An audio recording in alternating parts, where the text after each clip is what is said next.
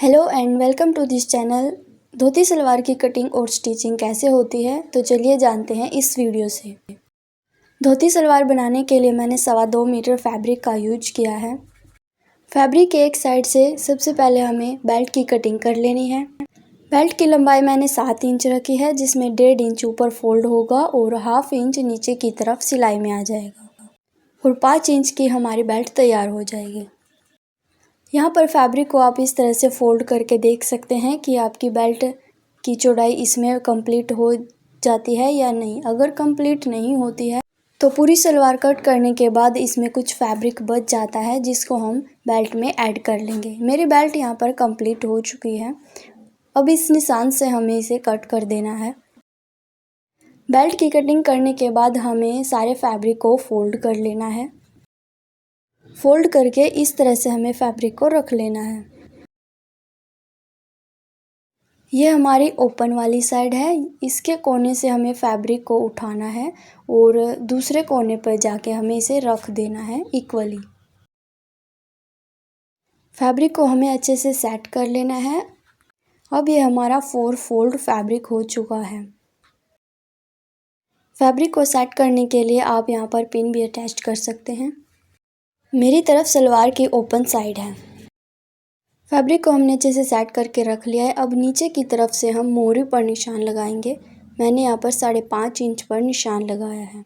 यहाँ पर आपको इस बात पर ध्यान देना है कि कुछ टेलर मोहरी की कटिंग इस तरह नीचे की तरफ करते हैं, 5.5 इंच का नाप जो मैंने लिया है, और कुछ टेलर इस तरह सीधा इसे फीते को रखकर मोहरी का नाप लेते हैं और इसी निशान से कट कर देते हैं। लेकिन हमने मोहरी दूसरी साइड से ली है। आप यहाँ से भी ले सकते हैं और वहाँ से भी। जहाँ से मैंने ली है यहाँ से लेने से यहाँ इस सलवार में 1-2 प्लेट्स ज़्यादा डल जाएंगी और इसका लुक भी अच्छा आएगा। नीचे की तरफ इसमें इस तरह से प्लेट्स डलेंगी। मोहरी पर निशान लगाने के बाद जितने हम सिंपल सलवार में पार्ट की लंबाई लेते हैं उतने पर हमें निशान लगा देना है। सलवार की तैयार लंबाई 35.5 इंच है, जिसमें 5 इंच की हमने बेल्ट निकाली है।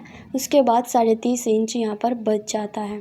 इसमें हम 1 इंच एक्स्ट्रा लेंगे तो ये 31.5 इंच पर हमने निशान लगा लिया है। इस निशान के बाद हमें आसन पर निशान लगाना है। 8.5 इंच का यहाँ पर मैंने आसन लिया है। उसके बाद 2 इंच आगे की तरफ हम निशान लगाएंगे। ऊपर भी 2 इंच आगे की तरफ हम निशान लगाएंगे और इन निशानों को आपस में मिला देंगे। उसके बाद नीचे की तरफ से हम इसमें गोलाई की शेप देंगे। आसन वाली साइड से हमें उस कॉर्नर की तरफ जाना है। यहाँ पर हम निशान लगाएंगे। नीचे वाला फैब्रिक हमारा यहाँ तक आता है। इंची टेप को इस निशान पर रखना है। आप चाहे तो इसे सीधा रख के इस तरह इस पर निशान लगा सकते हैं, या फिर आप इसे टेढ़ा करके भी निशान लगा सकते हैं जहाँ तक कॉर्नर पर हमारा कपड़ा है। तिरछे निशान लगाने पर इसमें कुछ बल एक्स्ट्रा डल जाएंगे। आप ये लाइन सीधी भी ड्रॉ कर सकते हैं या फिर तिरछी भी ड्रॉ कर सकते हैं। यहाँ पर हमें 1 इंच पर निशान लगा लेना है। इसी निशान से अब हमें कटिंग कर लेनी है। यहाँ से भी हमें कट कर लेना है। इस तरह से हमें कटिंग कर लेनी है। मोहरी वाली साइड पर हमें छोटा सा कट लगा लेना है। धोती सलवार की कटिंग हमारे कंप्लीट हो चुकी है। अब हम इसकी स्टिचिंग करेंगे। सलवार के एक हिस्से को हमें इस तरह से फोल्ड करके रख लेना है। यह हमारी आसन वाली साइड है। उसके बाद हमें इसके कॉर्नर पर जाना है जहाँ पर हमने कट लगाया था। इसको हमें आपस में स्टिच कर देना है। स्टिच करने के बाद हमने यहाँ पर बेल्ट भी तैयार कर लेनी है। बेल्ट की तैयार चौड़ाई 20 इंच की है। अब हम इसे एक बार फिर से फोल्ड करेंगे तो यह हमारी 10 इंच की हो जाएगी। 4 बार फोल्ड करने के बाद यह 10 इंच की रह जाती है। इसी तरह से हम प्लेट्स डालेंगे सलवार में।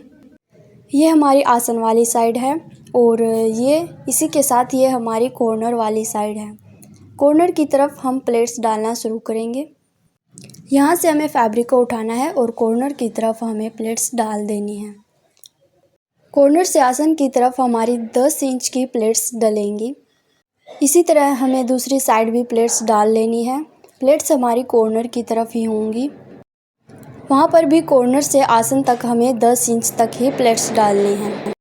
इस तरह से हमें दोनों साइड प्लेट्स डालनी है। यहाँ पर एक बार फिर हम आपको बताते हैं कि आपको प्लेट्स कैसे डालनी है। इस तरह से फैब्रिक को उठाना है और कॉर्नर की तरफ हमें प्लेट्स डालनी है। प्लेट्स हमारी छोटी बड़ी हो सकती हैं, इसमें कोई दिक्कत वाली बात नहीं है। अगर आप इक्वल डालते हैं तो ये और भी अच्छी बात है। इस तरह थोड़ी थोड़ी दूरी से हमें फैब्रिक को उठाना है और कॉर्नर की तरफ हमें प्लेट्स डाल देनी है। कॉर्नर पर हमें इंची टेप को रखना है और जहाँ तक हमारा 10 इंच आता है वहाँ तक हमें प्लेट्स डाल देनी है, कुछ इस तरह से। आसन की तरफ हम थोड़ा सा मार्जिन रखेंगे। एक साइड हमारी प्लेट्स डल चुके हैं, इसी तरह से दूसरी साइड भी हम प्लेट्स डालेंगे। यहाँ पर भी हमें थोड़ा थोड़ा फैब्रिक को उठाते जाना है और कॉर्नर की तरफ प्लेट्स डाल देनी है। 10 इंच तक ही हमें प्लेट्स डालनी है और आसन की तरफ थोड़ा सा हमें मार्जिन छोड़ देना है। इस तरह से दोनों साइड हमें प्लेट्स डाल लेनी है। इसी तरह हमें दूसरे पार्ट को भी तैयार कर लेना है। दोनों हिस्सों में प्लेट्स डालने के बाद हमें इन्हें एक दूसरे के ऊपर रख लेना है। फैब्रिक की सीधी साइड अंदर की तरफ होगी। उसके बाद दोनों तरफ के आसनों को हमें मिला देना है, इस पर सिलाई लगा देनी है। आसन की सिलाई हमारी कंप्लीट हो चुकी है। उसके बाद हम मोरी के लिए सिलाई लगाएंगे। जहाँ तक हमने इसमें कट लगाया है उससे 1 या 1.5 इंच आगे तक हम इसे डबल फोल्ड कर लेंगे और इस पर सिलाई लगा देंगे। पहले हम इसे एक बार फोल्ड करेंगे, उसके बाद फिर से हम इसे फोल्ड करेंगे। यह डबल फोल्ड हो जाएगा और इस पर एक सीधी सिलाई लगा देंगे। सिलाई हम कट से 1 या 1.5 इंच आगे तक लगाएंगे। इसी तरह इसके दूसरी साइड भी डबल फोल्ड करके हम कट से 1.5 इंच तक सिलाई लगाएंगे।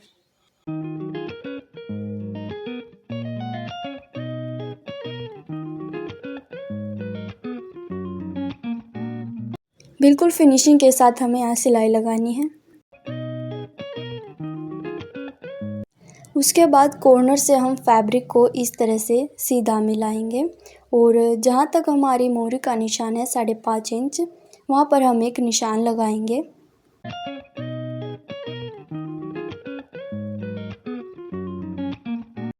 इस निशान से आसन की तरफ हम एक सीधी सिलाई ले जाएंगे और दूसरी मोरी तक हम इसी तरह सिलाई लगा देंगे।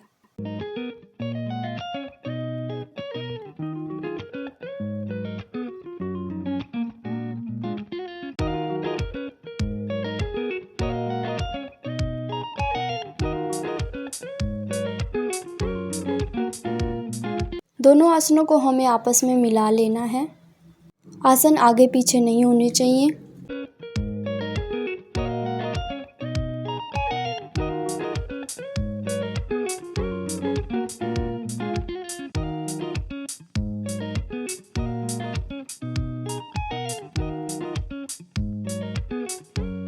ये सिलाई कंप्लीट होने के बाद हम सलवार के साथ बेल्ट को अटैच करेंगे। ये हमारी आगे की तरफ सेंटर वाली साइड है जहाँ पर हम नाडा डालेंगे और ये बैक की तरफ सेंटर वाली साइड है। दोनों सिलाइयों को हमें आपस में इस तरह से मिला लेना है। उसके बाद यहाँ पर भी हमें सेंटर में एक छोटा सा कट लगा देना है। दूसरी तरफ भी हमें इसी तरह एक छोटा सा कट लगा देना है।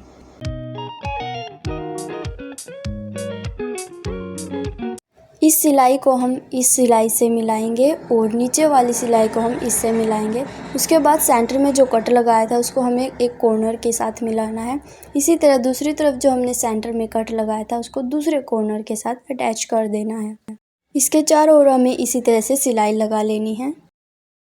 बेल्ट को हमने यहाँ पर अटैच कर लिया है। उसके बाद इसके ऊपर एक और हम सिलाई लगा देंगे और हमारी धोती सलवार बनकर तैयार हो जाएगी।